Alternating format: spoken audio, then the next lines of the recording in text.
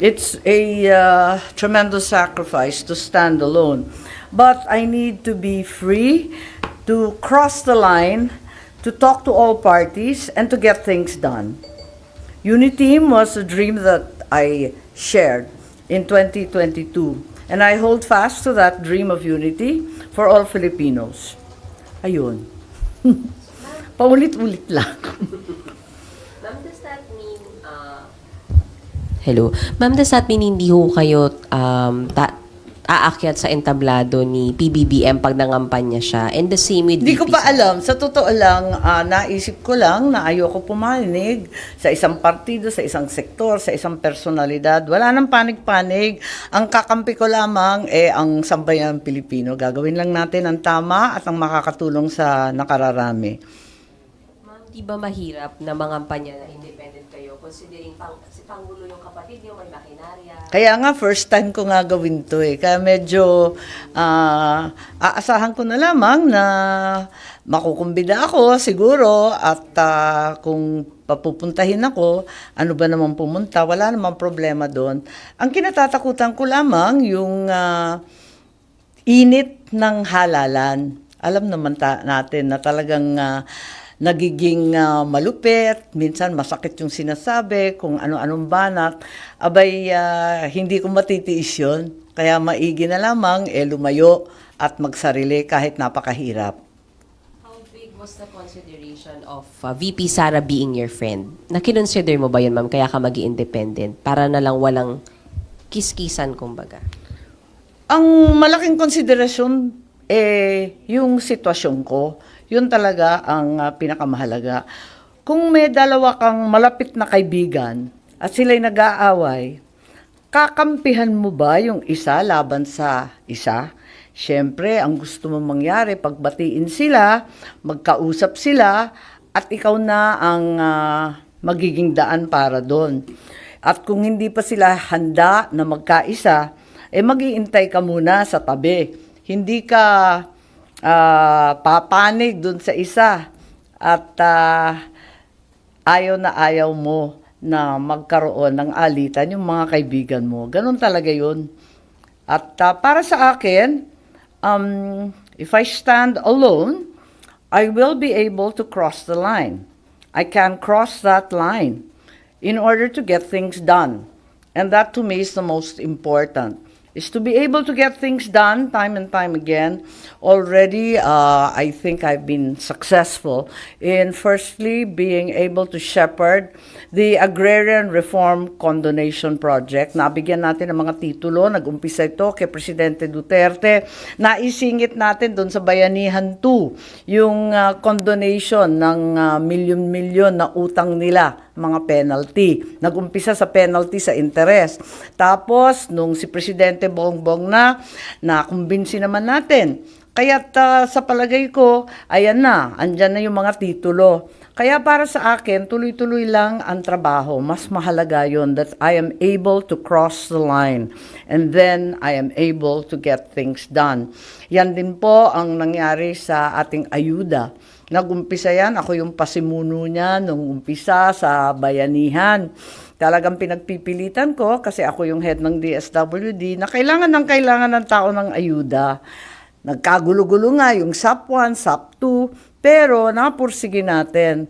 And we were able to carry it over after the pandemic in 2022 when it became very apparent that the economy was still struggling to recover and that all Filipinos were having a very difficult time with the cost of living. So, nakikita natin na para sa mga programang ito na napakalapit sa puso ko, kinakailangan tuloy-tuloy ang trabaho. Basta magawan natin ang paraan, kausapin ang lahat ng panig.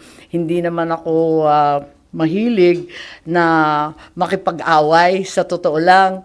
Sasabihin ng matapang ako, sabihin na rin mataray, tanggap ko naman, pero hindi ako pala away. Kaya gusto ko magkasundo lahat at gawin ang nararapat at kinakailangan ng ating mga taong bayan.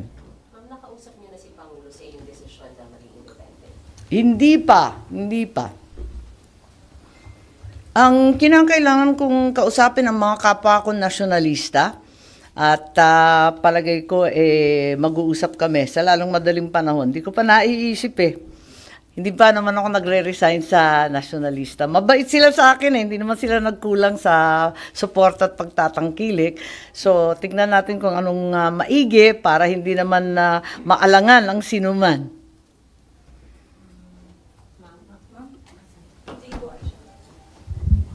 Maglalaban nga rin ho ba yung mga anak nyo ni Presidente sa Ilocos? May anak din kayong tatakbo sa Ilocos na makakalaban ng anak ni Presidente. Ay, walang ganon. Wala namang ganon. Kailanman, di naman kami nag-alitan o nag-away ng kapatid ko Sa totoo lang. Mahal na mahal namin si Bongbong.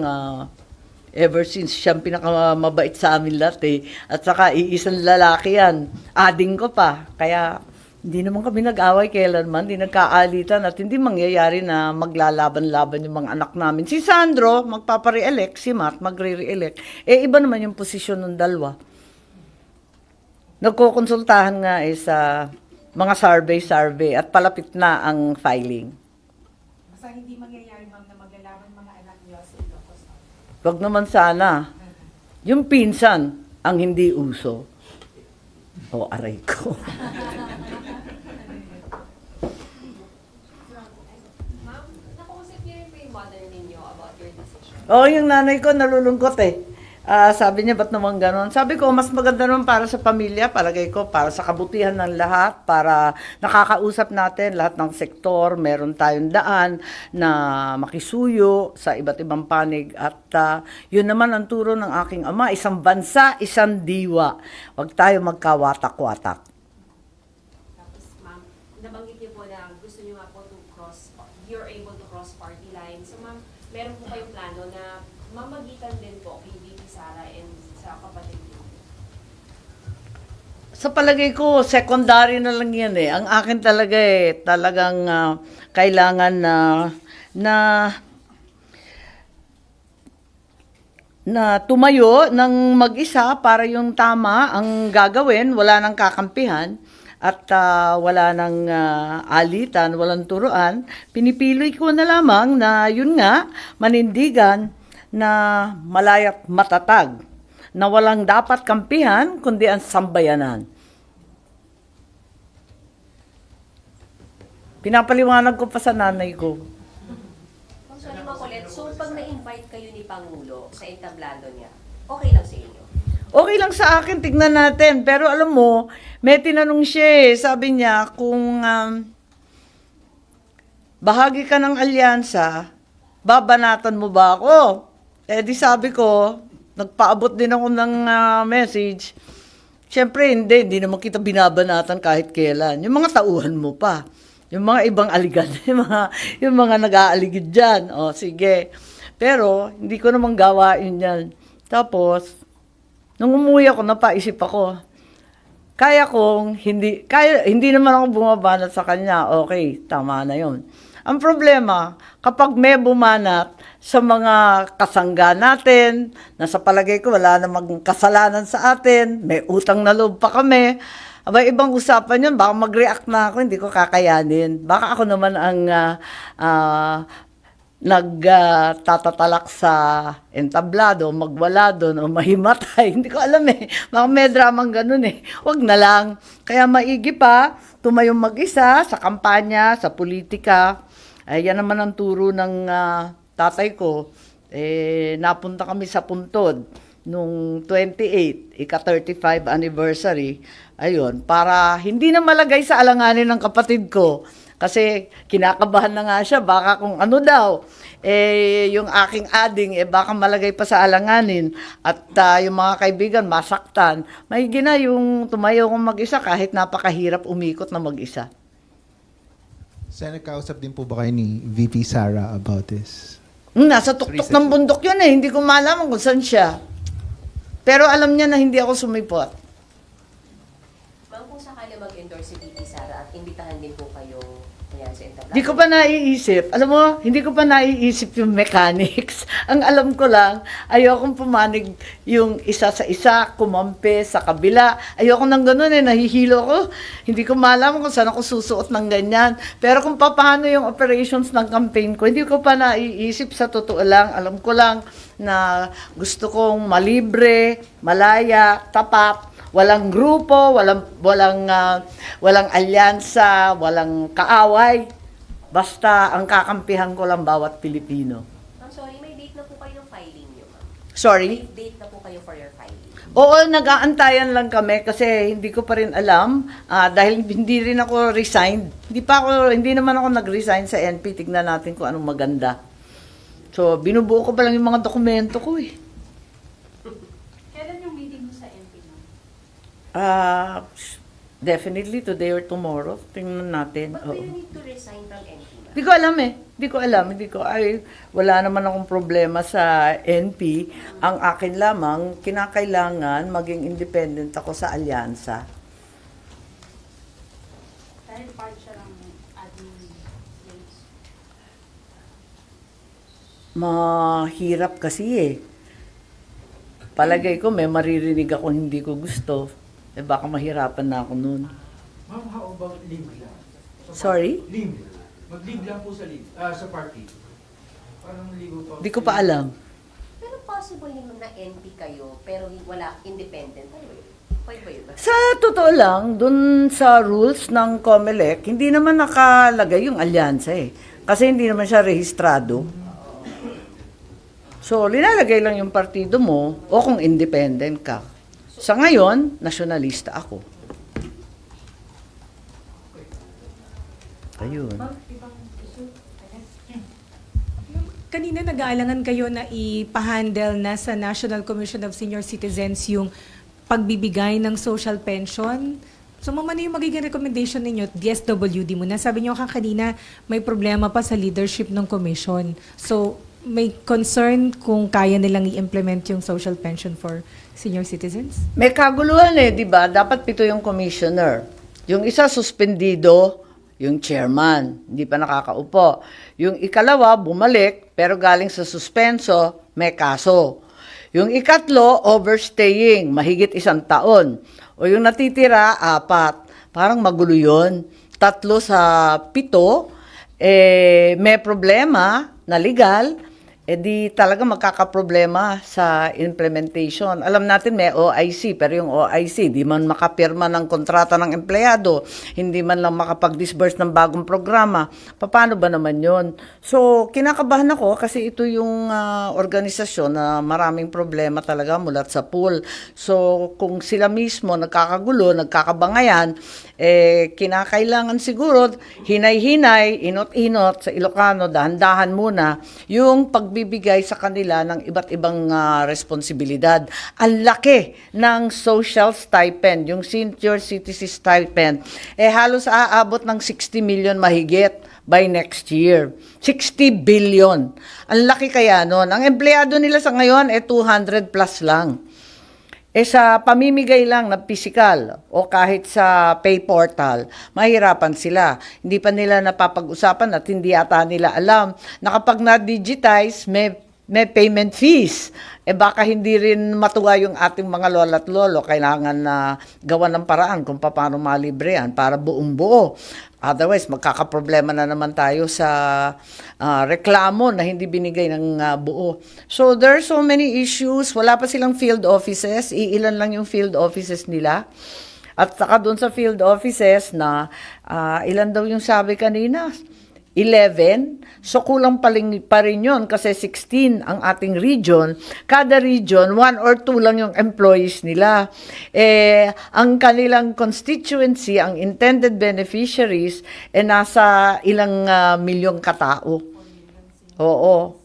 Hindi naman lahat ng senior citizens ang tumatanggap ng social pension. Yung tinatawag lang na mga marginalized, yung mahihirap lang talaga. So, paano yung recommendation ninyo?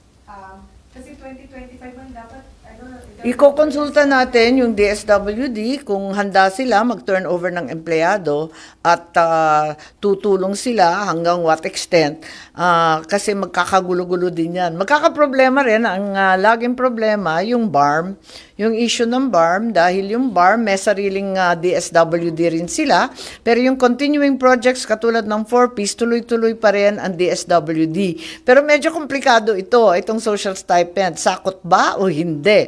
Ikalawa, ngayon, nagka-problema na naman kasi yung Sulu hindi nakasali. So, kukunin na naman ba yun sa Zamboanga, sa Region 9 o hindi? Tapos, meron pang Negros Island Region.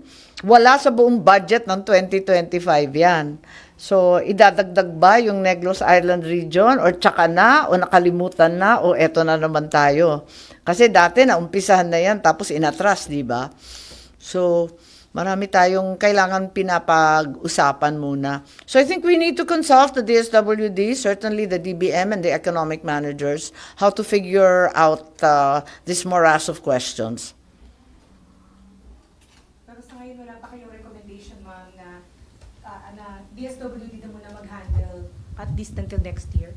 Well, tignan natin kung mabuo natin, kung mabilis sila makapag-appoint ng mga bagong commissioner, kung mahatulan yung mga kaso ng mga suspendido. Kung magawa yan sa lalong madaling panahon at talagang very efficient tayo sa turnover at yung DSWD mamimigay rin ng kanilang mga empleyado at opisina, baka may magawa tayo. But right now, as it stands, in the confusion of the National Senior Citizens Council, organizationally and financially, I think that we have to be very wary of making big moves that involve upwards of 60 billion pesos. Ayun. Sorry, patanong lang po. Technical tanong lang, ma'am. Technical daw po bang sabihin na nag-withdraw kayo from the admin slip or no naman? Yep. Yes. Oo naman, obvious ba? Pero tatakbo akong senadora, hindi ako mag-withdraw. Baka magulo. Hindi, kinakailangan lang maliwanagan na di ako na namamangka sa dalawang ilog, At ayokong sinasabi yun dahil ako'y nagnanais na maging tangway ang pagtatagpo ng lahat ng ilog para makapag-usap at magkaisa at sa wakas may magawa para sa ating bayan.